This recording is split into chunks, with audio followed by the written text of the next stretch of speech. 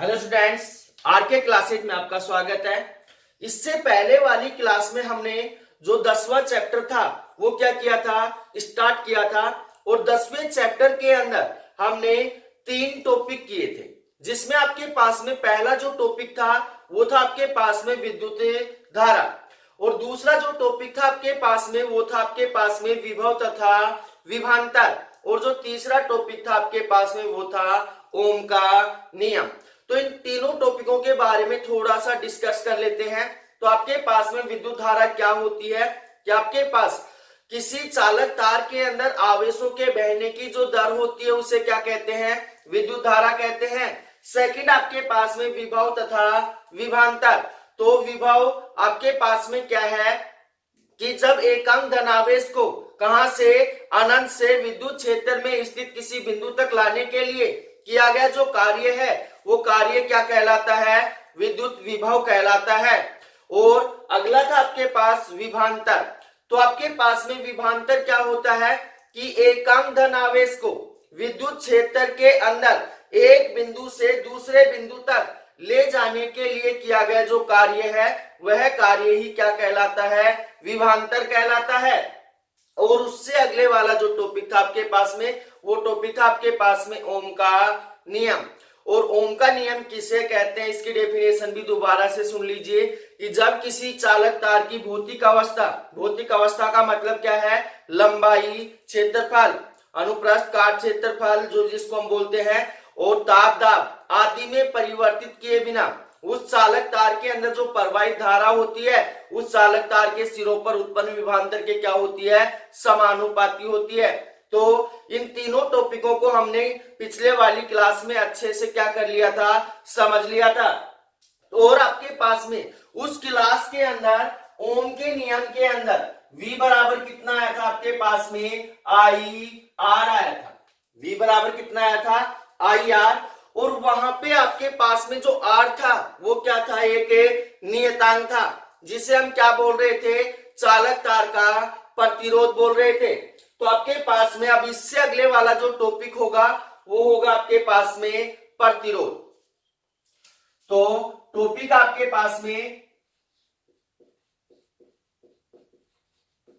प्रतिरोध, और प्रतिरोध को हम किससे प्रदर्शित कर रहे हैं, कैपिटल आर से। किससे प्रदर्शित कर रहे हैं, कैपिटल आर से। तो आपके पास में प्रतिरोध क्या होता है, प्रतिरोध किसे कहते हैं, इसकी डेफिनेशन अच्छे से सुनना और इसको अच्छे से समझना कि प्रतिरोध होता क्या है। तो आपके पास में जो प्रतिरोध है वो किसे कहेंगे, जब किसी चालक तार के अंदर विभवांतर विभवांतर क्या किया जाता है, आरोपित किया जाता है।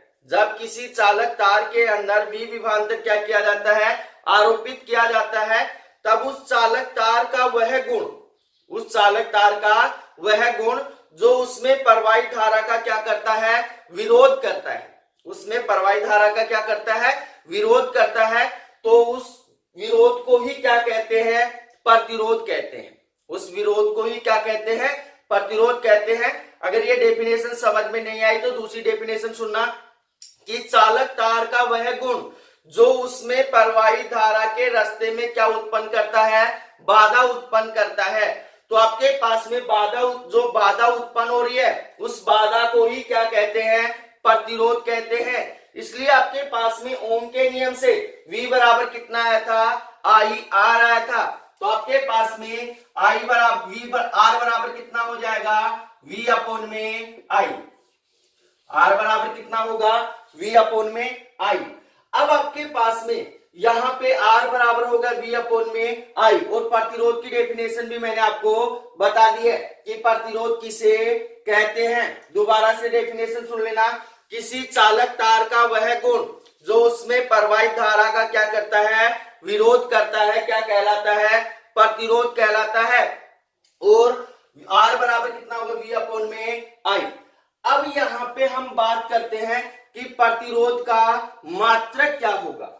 तो आपके पास में जो प्रतिरोध है उसका जो एसआई मात्रक होता है, क्या होता है, एसआई मात्रक। एसआई मात्रक हम यहां से बना सकते हैं, आर बराबर कितना, V अपॉन में आई है। V क्या है आपके पास में, वोल्टता है, और आपके पास में वोल्टता जो मात्रक होता है क्या होता है, वोल्ट होता है। तो क्या हो जाएगा आपके पास में, वोल्ट बटे विद्युत धारा आई का मात्रक क्या होता है, एम्पियर। क्या होता है, एम्पियर। तो एक मात्रक तो ये हो गया वोल्ट पर एम्पियर, और इसका जो दूसरा मात्रक होता है वो होता है आपके पास में ओम। क्या होता है, ओम। और आपके पास में जो ओम है उसको ही हम ज्यादातर क्या करते हैं, उपयोग में लेते हैं, क्योंकि जहां पे प्रतिरोध की बात करेंगे वहां पे उसका मात्रक क्या रहेगा, ओम ही रहेगा। तो अब इससे आगे कई बार क्वेश्चन पूछ लिया जाता है कि इसका सीजीएस मात्रक क्या होगा। सीजीएस मात्रक क्या होगा, तो आपके पास में जो वोल्ट है वो किस में परिवर्तित हो जाता है, स्टेट वोल्ट में चला जाता है। किसमें चला जाता है, स्टेट वोल्ट में। और जो एम्पियर है वो किस में चला जाता है, एब एम्पियर में चला जाता है। किसमें चला जाता है, एब एम्पियर में। और जो ओम है, ओम का जो सीजीएस मात्रक होता है वो होता है आपके पास में डीवाई। क्या होता है, डीवाई। तो ये हो गया भाई आपके पास में प्रतिरोध। तो अब इससे आगे हम प्रतिरोध के बारे में अच्छे से जान चुके हैं, प्रतिरोध किसे कहते हैं, उसका एसआई मात्रक क्या होता है, उसका सीजीएस मात्रक क्या होता है। अब इससे अगले वाला जो टॉपिक है कि प्रतिरोध की निर्भरता। प्रतिरोध की निर्भरता, कि प्रतिरोध कौन कौन से मानों के ऊपर निर्भर करता है। अब आपके पास में कोई चालक तार है और इस चालक तार की लंबाई कितनी है, एल है। कोई चालक तार है और इस चालक तार की लंबाई कितनी है, एल है, और अनुप्रस्थ काट क्षेत्रफल कितना है, ए है। तो यहाँ पे ध्यान देना भाई कि आपके पास में जो प्रतिरोध आर है वो कौन कौन से मानों के ऊपर निर्भर करेगा, शॉर्ट में समझाऊंगा। तो आपके पास में यहाँ पे इस चालक तार का जो प्रतिरोध आर है वो उसकी लंबाई के क्या होता है, समानुपाती होता है। तार जितना लंबा होगा प्रतिरोध उतना ही क्या होगा, अधिक होगा, और तार जितना छोटा होगा प्रतिरोध क्या होगा, उतना ही कम होगा। तो पहली बात तो समझ में आ गई हमें कि जो चालक तार का प्रतिरोध होता है वो लंबाई के ऊपर क्या करता है, निर्भर करता है। सेकंड क्या है आपके पास में कि इस चालक तार का जो प्रतिरोध है वो अनुप्रस्थ काट क्षेत्रफल के क्या होता है, व्युत्क्रमानुपाती होता है। क्या होता है, व्युत्क्रमानुपाती होता है। तो इसको हम कैसे समझेंगे कि आपके पास चालक तार जितना मोटा होगा उसका अनुप्रस्थ काट क्षेत्रफल जितना अधिक होगा, तो आपके पास प्रतिरोध का मान उतना ही क्या होगा, कम होगा। और चालक तार जितना पतला होगा अनुप्रस्थ काट क्षेत्रफल क्या होगा, कम होगा, तो उसका प्रतिरोध का मान क्या होगा, अधिक होगा। तो यहाँ पे ध्यान रखना कि आपके पास में जो प्रतिरोध है वो क्या करता है, चालक तार की लंबाई और अनुप्रस्थ काट क्षेत्रफल के ऊपर क्या करता है, निर्भर करता है। क्योंकि इन दोनों के बारे में अभी हम अगले वाले टॉपिक के अंदर क्या करेंगे, डिस्कस करेंगे। उससे आगे आपके पास में जो प्रतिरोध होता है वो ताप के ऊपर भी क्या करता है, निर्भर करता है। कैसे निर्भर करता है, आपके पास में ये चालक तार है, इस चालक तार के अंदर क्या होते हैं, मुक्त इलेक्ट्रॉन होते हैं। क्या होते हैं, मुक्त इलेक्ट्रॉन होते हैं, जिनके कारण क्या होती है, विद्युत धारा प्रवाहित होती है। तो जैसे ही ये जो मुक्त इलेक्ट्रॉन है इनके ताप में वृद्धि की जाएगी, इस चालक तार के ताप में क्या की जाएगी, वृद्धि की जाएगी। तो ये जो मुक्त इलेक्ट्रॉन है ये इनके अपवयन वेग में क्या हो जाती है, वृद्धि हो जाती है। अपवयन वेग का मतलब क्या है कि ये तेजी से क्या करने लगते हैं, एक दूसरे के ऊपर टक्कर करने लगते हैं, इनका वेग क्या हो जाता है, बढ़ जाता है। जैसे ये एक दूसरे के ऊपर टक्कर करते हैं, टक्कर के कारण चालक तार का जो ताप है वो क्या होता है, और बढ़ जाता है। जैसे ही चालक तार का ताप बढ़ता है तो आपके पास प्रतिरोध का मान भी क्या होता है, बढ़ जाता है। तो कहने का मतलब क्या है कि ताप बढ़ाने पर चालक तार के प्रतिरोध के मान में भी क्या होती है, वृद्धि होती है, वह भी क्या होता है, बढ़ जाता है। तो ये हो गया आपके पास में प्रतिरोध। अब इससे अगले वाला जो टॉपिक है वो है प्रतिरोधकता। प्रतिरोधकता, और उसको हम प्रदर्शित करते हैं रो से। प्रतिरोधकता क्या होती है उसको अच्छे से समझना।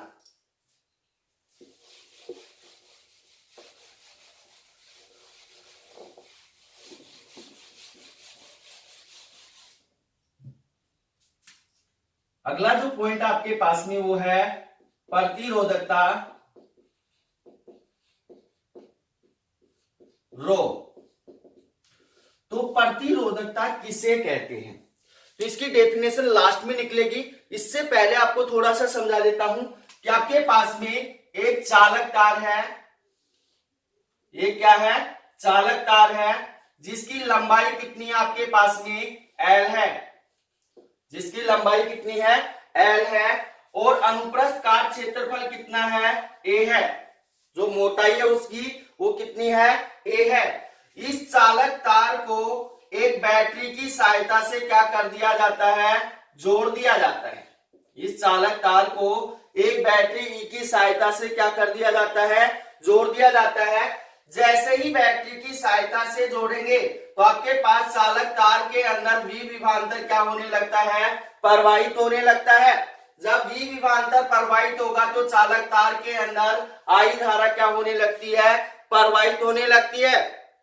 और जब चालक तार के अंदर I धारा प्रवाहित होती है तो चालक तार के अंदर क्या उत्पन्न होता है, प्रतिरोध उत्पन्न होता है। क्या उत्पन्न होता है, प्रतिरोध R उत्पन्न होता है।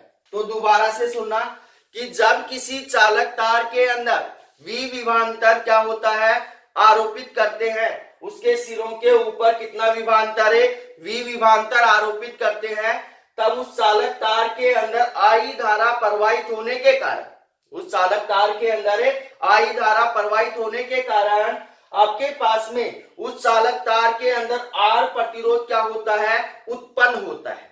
क्या होता है, R प्रतिरोध उत्पन्न होता है। क्योंकि मैंने अभी इससे पहले वाले टॉपिक के अंदर प्रतिरोध के बारे में आपको अच्छे से बता दिया है कि किसी चालक तार का वह गुण जो उसमें प्रवाहित धारा का क्या करता है, विरोध करता है, उसे क्या कहते हैं, प्रतिरोध कहते हैं। तो आपके पास में ये जो उत्पन्न प्रतिरोध है ये निम्न मानों के ऊपर क्या करता है, निर्भर करता है। कौन कौन से मानों के ऊपर निर्भर करता है, अभी हम देखेंगे। तो आपके पास में जो फर्स्ट मान है वो ये है कि आपके पास में चालक तार का जो उत्पन्न प्रतिरोध R है, चालक तार का जो उत्पन्न प्रतिरोध R है, वो उसमें जो आपके पास उसकी लंबाई है उसके क्या होता है, समानुपाती होता है। चालक तार के ऊपर उत्पन्न जो प्रतिरोध R है उसकी लंबाई के क्या होता है, समानुपाती होता है। सेकंड हो जाएगा आपके पास में कि चालक तार का जो प्रतिरोध R है वो क्या होता है, उसके अनुप्रस्थ काट क्षेत्रफल के क्या होता है, व्युत्क्रमानुपाती होता है। तो क्या हो जाएगा, R समानुपाती होगा 1 में A। तो यह आ गया आपके पास समीकरण नंबर 2। तो यहाँ पे इससे पहले वाले टॉपिक के अंदर अभी हमने डिस्कस किया था कि प्रतिरोध कौन कौन से मानों के ऊपर निर्भर करता है। तो पहला था आपके पास लंबाई के ऊपर निर्भर करता है, दूसरा क्या है, अनुप्रस्थ काट क्षेत्रफल के ऊपर निर्भर करता है। तो आपके पास R समानुपाती हो गया L और R समानुपाती हो गया 1 में A। जब इन दोनों समीकरणों को हम मिलाएंगे तो आपके पास में R समानुपाती कितना होगा, L में A, L में A। तो यहाँ पे क्या आ रहा है, समानुपाती का चिन्ह आ रहा है। क्या आ रहा है, समानुपाती का चिन्ह आ रहा है। समानुपाती का चिन्ह हटाएंगे तो क्या लगाएंगे, एक नियतांक लगाएंगे। तो क्या होगा आपके पास R बराबर रो L में क्या हो गया, A। R बराबर रो L में A। यहां रो क्या है, एक नियतांक है। तो यहां पे लिख रहा हूं, यहां रो एक नियतांक है जिसे क्या कहते हैं, प्रतिरोधकता कहते हैं, प्रतिरोधकता कहते हैं। तो ध्यान से समझना भाई, आपके पास में डेफिनेशन किसकी निकालनी है, प्रतिरोधकता की निकालनी है। तो ए को क्या करेंगे, इस साइड भेजेंगे। तो आपके पास क्या होगा, रो एल बराबर कितना हो जाएगा, आर ए, और रो बराबर कितना हो जाएगा, आर ए बटे कितना हो जाएगा, एल। क्योंकि एल को इस साइड भेजेंगे, किस में जाएगा, भाग में जाएगा। तो रो बराबर हो गया आपके पास आर ए बटे कितना हो गया, एल। अब इसकी क्या करनी है, हमें डेफिनेशन निकालनी है। डेफिनेशन अच्छे से समझना भाई, क्योंकि इसकी डेफिनेशन इसी सूत्र से निकलेगी। क्या है आपके पास में डेफिनेशन कि जब किसी चालक तार के एकांक क्षेत्रफल, तो ए बराबर कितना हो गया 1 मीटर स्क्वायर, ए बराबर कितना हो गया 1 मीटर स्क्वायर क्षेत्रफल के अंदर विद्युत धारा क्या की जाती है, प्रवाहित की जाती है, तब एकांक लंबाई L बराबर 1 मीटर लंबाई में उत्पन्न जो प्रतिरोध R है उसे ही क्या कहते हैं, प्रतिरोधकता कहते हैं। तो आपके पास रो बराबर कितना हो जाएगा, R हो जाएगा, रो बराबर कितना हो जाएगा, R हो जाएगा। तो अब उससे आगे ध्यान से समझना, इसकी डेफिनेशन को दोबारा से रिपीट कर रहा हूं कि जब किसी चालक तार के 1 मीटर स्क्वायर अनुप्रस्थ काट क्षेत्रफल के अंदर क्या की जाती है, धारा प्रवाहित की जाती है, तब उसकी एकांक लंबाई के अंदर, प्रति एकांक के लंबाई के अंदर या 1 मीटर लंबाई के अंदर उत्पन्न जो प्रतिरोध का मान है उसे क्या कहते हैं, प्रतिरोधकता कहते हैं। क्या कहते हैं, प्रतिरोधकता कहते हैं। अब आपके पास रो बराबर कितना आ गया, R आ गया। अब यहां पे ध्यान देना भाई कि आपके पास में जो प्रतिरोधकता है, इस सूत्र को याद रखना, रो बराबर RA अपॉन में N, क्योंकि इस सूत्र के आगे क्या होगी, न्यूमेरिकल के अंदर आवश्यकता पड़ेगी। तो आपके पास में यहाँ पे जो प्रतिरोधकता है, प्रतिरोधकता का एसआई मात्रक क्या होता है, एसआई मात्रक क्या होता है, क्योंकि ये बोर्ड एग्जाम में 1 नंबर का क्वेश्चन पूछा जाता है कि आपके पास में प्रतिरोधकता का एसआई मात्रक क्या होता है। अब आपके पास में प्रतिरोधकता रो बराबर कितना है, R A बटे कितना है, L। तो R क्या है आपके पास में, प्रतिरोध, प्रतिरोध का मात्रक क्या होता है, ओम, क्या होता है, ओम। और आपके पास जो A है, A क्या है आपके पास में, क्षेत्रफल, क्षेत्रफल का मात्रक क्या होता है, मीटर स्क्वायर, कितना होता है, मीटर स्क्वायर। उससे नीचे आपके पास में क्या है, लंबाई, लंबाई का मात्रक क्या होता है, मीटर। स्क्वायर से मीटर क्या हो गया, कैंसिल हो गया। तो आपके पास जो प्रतिरोधकता है उसका मात्रक कितना हो गया, ओम मीटर हो गया। क्या हो गया, ओम मीटर। तो आपके पास में यहां पे ध्यान रखना कि इसका जो एसआई मात्रक है वो क्या होता है, ओम मीटर होता है। अगर इसके सीजीएस मात्रक की बात करें, किसकी बात करें, सीजीएस मात्रक की, तो ओम का सीजीएस मात्रक अभी मैंने आपको बताया था क्या होता है, डी बाई, और मीटर का सीजीएस मात्रक, मीटर से छोटे वाला जो मात्रक होता है क्या होता है, सेंटीमीटर होता है। तो क्या हो जाएगा आपके पास में, डी बाई सेंटीमीटर हो जाएगा। क्या हो जाएगा, डी बाई सेंटीमीटर। अब उससे आगे इसके अंदर आपको 2 बातें इंपॉर्टेंट है, वो आपको बता देता हूं कि आपके पास में प्रतिरोधकता कौन कौन से पदार्थों की अधिक होती है और कौन कौन से पदार्थों की क्या होती है, न्यूनतम होती है। तो ध्यान से समझना कि आपके पास में जो नाइक्रोम, कास्टेनन, यूरेका, मैग्नीन जैसे मिश्र पदार्थ होते हैं, कौन कौन से, नाइक्रोम, मैग्नीन, कास्टेनन, यूरेका जैसे जो मिश्र पदार्थ होते हैं उनकी क्या होती है, प्रतिरोधकता का मान क्या होता है, उच्च होता है। और प्रतिरोधकता का मान उच्च होने के कारण उनके अंदर चालकता का मान क्या होता है, न्यूनतम होता है, क्योंकि प्रतिरोधकता बढ़ेगी तो उसके जो प्रवाहित धारा है उसका मान क्या हो जाएगा, घट जाएगा, चालकता का मान क्या हो जाएगा, कम हो जाएगा।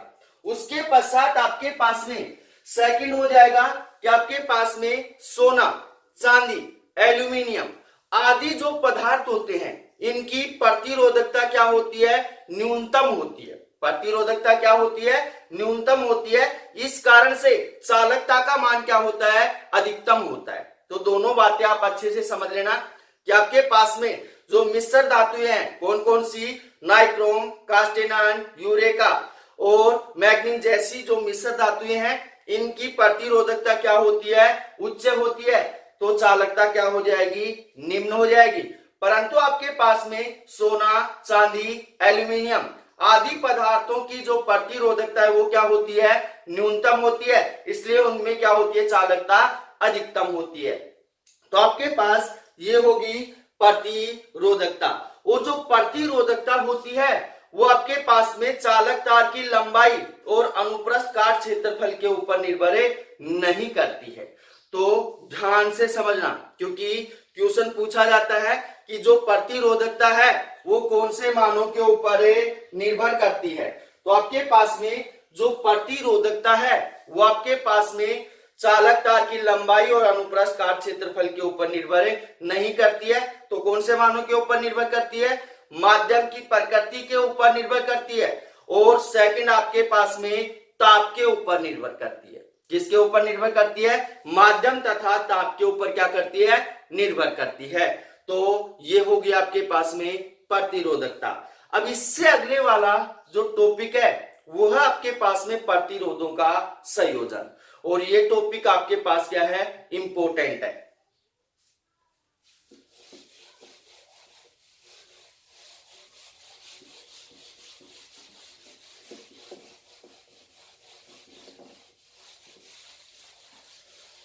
टॉपिक आपके पास में प्रतिरोधों का संयोजन, प्रतिरोधों का संयोजन। संयोजन का मतलब क्या होता है? जोड़ना। संयोजन का मतलब क्या होता है? जोड़ना। तो प्रतिरोधों का संयोजन क्यों किया जाता है? अच्छे से समझना कि आपके पास में विद्युत परिपथ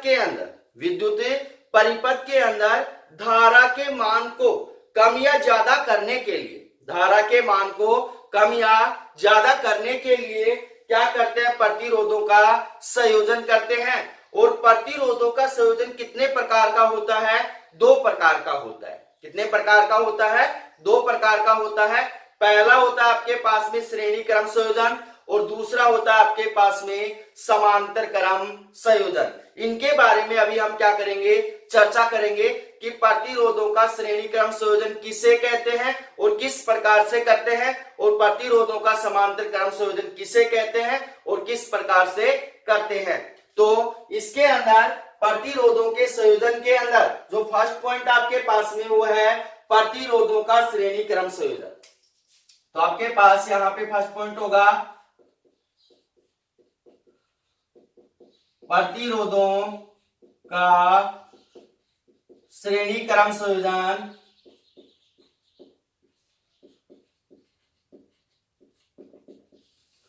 प्रतिरोधों का श्रेणी क्रम संयोजन किसे कहते हैं?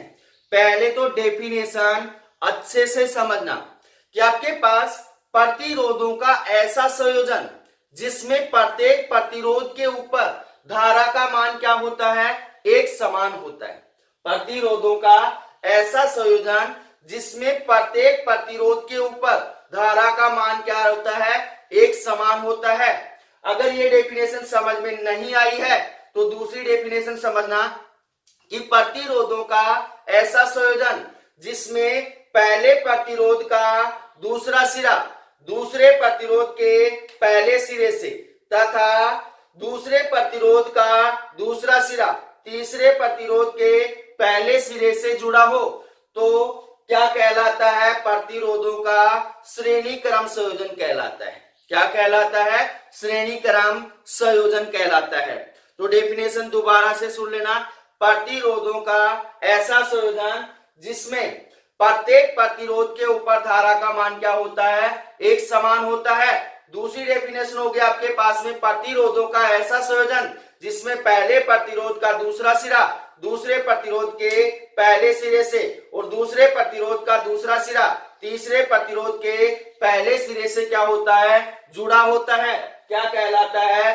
प्रतिरोधों का श्रेणी क्रम संयोजन कहलाता है।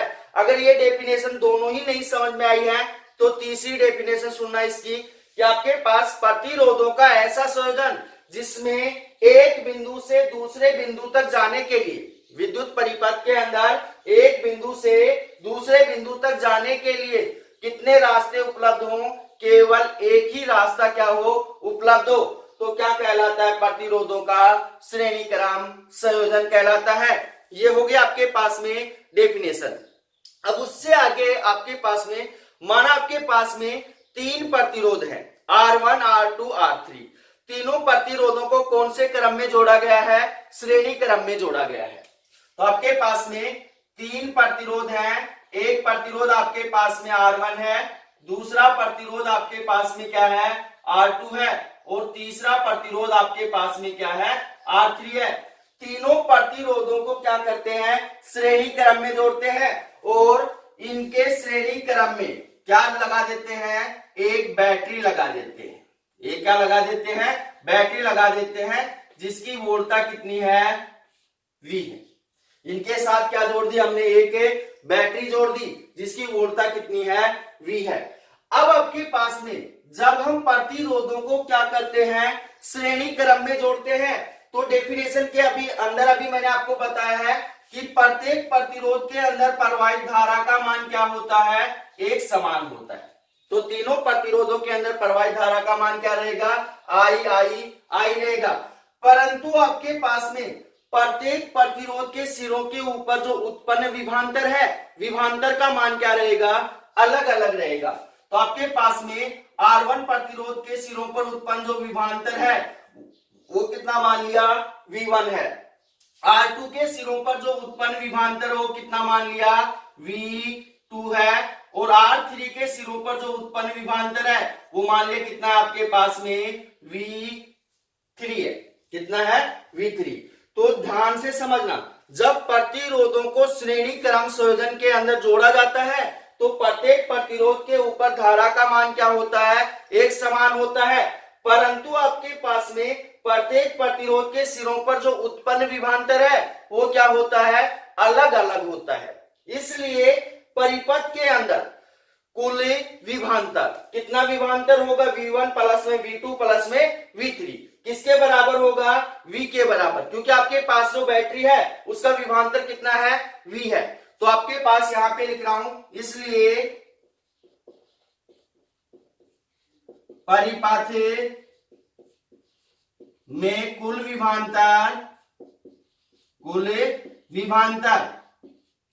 विभवांतर कितना होगा भाई, आपके पास में V बराबर हो जाएगा V1 प्लस में V2 प्लस में V3। यह आ गया आपके पास समीकरण नंबर 1। अब उससे आगे समझना कि आपके पास में प्रथम प्रतिरोध के सिरों पर उत्पन्न विभवांतर कितना है, V1। तो ओम के नियम से, तो यहां पे लिखेंगे प्रथम प्रतिरोध, या फिर इसको हम ऐसे भी लिख सकते हैं R1 प्रतिरोध के सिरों पर उत्पन्न विभवांतर। तो यहां पे लिखेंगे R1 प्रतिरोध के सिरों पर उत्पन्न विभवांतर। उत्पन्न विभवांतर कितना होगा भाई, आपके पास कितना माना है आपने, V1 माना है। किससे होगा, ओम के नियम से। ओम के नियम के अंदर V बराबर कितना होता है, IR होता है। तो यहां पे V कितना है, V1 है, बराबर इसके अंदर प्रवाहित धारा कितनी है, I है, I, और प्रतिरोध कितना है, R1 है। कितना है, R1। इसी प्रकार से R2 प्रतिरोध के सिरों पर उत्पन्न विभवांतर। तो यहां लिखेंगे R2 प्रतिरोध के सिरों पर उत्पन्न विभवांतर, किससे, ओम के नियम से। V2 बराबर कितना हो जाएगा आपके पास में, IR2। क्योंकि इसके अंदर प्रवाहित धारा कितनी है, I है, और प्रतिरोध कितना है, R2 है। इसी प्रकार R3 प्रतिरोध के सिरों पर उत्पन्न विभवांतर। तो यहां पे लिखेंगे R3 प्रतिरोध के सिरों पर उत्पन्न विभवांतर कितना होगा आपके पास, ओम के नियम से V3 बराबर कितना होगा आपके पास में, IR3। अब आपके पास में यहाँ पे V1, V2, V3 तीनों का मान क्या हो गया है, आपको प्राप्त हो गया है। तो V1, V2, V3 का मान समीकरण 1 में रखने पर, तो यहां लिखेंगे V1, V2 तथा V3 का मान समीकरण 1 में रखने पर, समीकरण 1 के अंदर रखेंगे तो आपके पास V बराबर कितना होगा, V बराबर हो जाएगा, V1 का मान कितना है आपके पास में, IR1 प्लस में V2 का मान कितना है IR2 प्लस में V3 का मान कितना है IR3। तीनों के अंदर से क्या कॉमन आ रहा है I कॉमन आ रहा है, तो I को क्या करेंगे बाहर निकाल लेंगे, तो आपके पास V बराबर क्या हो जाएगा I इंटू R1 प्लस में R2 प्लस में R3। ये आ गया आपके पास समीकरण नंबर 2। समीकरण नंबर 2।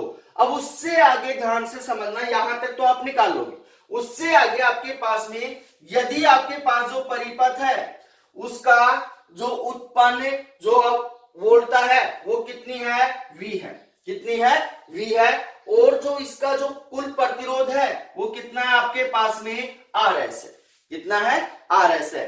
तब इसके अंदर जो वोल्टता उत्पन्न होगी, तो दोबारा से समझना कि आपके पास जो परिपथ है, परिपथ के अंदर प्रवाहित धारा कुल धारा कितनी है I है, और परिपथ का जो तुल्य प्रतिरोध है कुल प्रतिरोध है वो कितना है RS है। तब आपके पास परिपथ के अंदर उत्पन्न विभवांतर, तो यहां पे लिखेंगे यदि परिपथ में प्रवाहित धारा I है तथा परिपथ का कुल प्रतिरोध कितना है RS है, तो आपके पास में परिपथ में उत्पन्न विभवांतर, तो क्या होगा आपके पास में परिपथ में उत्पन्न विभवांतर, परिपथ के अंदर उत्पन्न जो विभवांतर होगा वो क्या होगा आपके पास में V बराबर हो जाएगा आपके पास में IRS, क्योंकि आपके पास परिपथ के अंदर जो कुल विभवांतर है वो कितना है V है, और प्रवाहित धारा कितनी है I है, प्रतिरोध कितना है RS है, ओम के नियम से V बराबर कितना हो जाएगा IRS हो जाएगा। तो आपके पास ये आ गए समीकरण नंबर 3। समीकरण 2 तथा समीकरण 3 के अंदर देखना भाई V बराबर कितना है I इंटू R1 प्लस में R2 प्लस में R3, और समीकरण 3 के अंदर V बराबर कितना है I इंटू RS है। जब इन दोनों का LHS मान समान है तो इन दोनों का RHS मान भी क्या होगा समान होगा, तो यहां लिखेंगे समीकरण 2 तथा समीकरण 3 से क्या मान हो जाएगा भाई आपके पास में, यहां हो जाएगा IRS बराबर हो जाएगा I इंटू R1 प्लस में R2 प्लस में R3। I से I क्या हो गया कैंसिल हो गया, तो आपके पास में RS बराबर कितना हो जाएगा R1 प्लस में R2 प्लस में R3।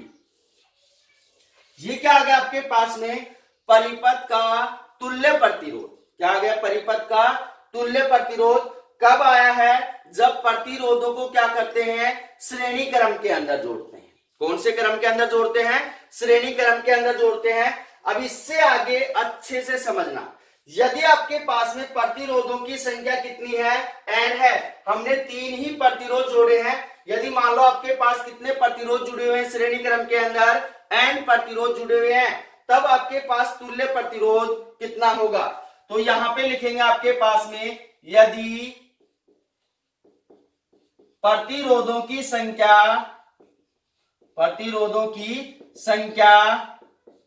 n है, तो आपके पास प्रतिरोधों की संख्या n होगी, तो तुल्य प्रतिरोध RS बराबर कितना होगा R1 प्लस में R2 प्लस में डैश डैश करके प्लस में RN होगा। कितना होगा RN होगा। उससे आगे आपके पास में सेकंड क्या हो जाएगा, यदि आपके पास सभी प्रतिरोध क्या है एक समान है, तो यहां लिखेंगे R1 बराबर R2 बराबर आपके पास डैश डैश करके बराबर कितना है R है।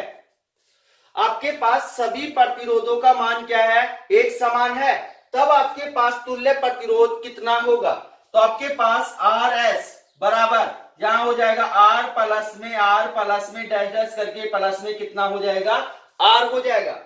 तो R प्लस डैश डैश करके R कितनी बार जुड़ रहा है n बार जुड़ रहा है, कितनी बार जुड़ रहा है, n बार जुड़ रहा है, तो आपके पास में तुल्य प्रतिरोध RS बराबर कितना होगा, NR। तो ये हो गया आपके पास में तुल्य प्रतिरोध और प्रतिरोधों का श्रेणी क्रम संयोजन। तो ध्यान रखना भाई कि जब प्रतिरोधों को श्रेणी क्रम के अंदर जोड़ा जाता है तो प्रत्येक प्रतिरोध के ऊपर धारा का मान क्या होता है, एक समान होता है, परंतु प्रत्येक प्रतिरोध के सिरों पर उत्पन्न विभवांतर का मान क्या होता है, भिन्न भिन्न होता है। तो ये होगा आपके पास प्रतिरोधों का श्रेणी क्रम संयोजन। अब इससे अगले वाला जो टॉपिक है वो है आपके पास में प्रतिरोधों का समांतर क्रम संयोजन। वो अगली क्लास में क्या करेंगे, डिस्कस करेंगे। इन टॉपिकों के अंदर इससे पहले जितने भी टॉपिक पढ़ाए गए हैं उन टॉपिकों के अंदर किसी भी या बहना को कोई प्रॉब्लम है तो आप व्हाट्सएप पे या कमेंट्स करके बता सकते हैं, उसको दोबारा से रिपीट कर दिया जाएगा। और जो हमारा YouTube चैनल है उसको लाइक कीजिए, शेयर कीजिए और सब्सक्राइब कीजिए। तो मिलते हैं छोटे से ब्रेक के बाद। धन्यवाद।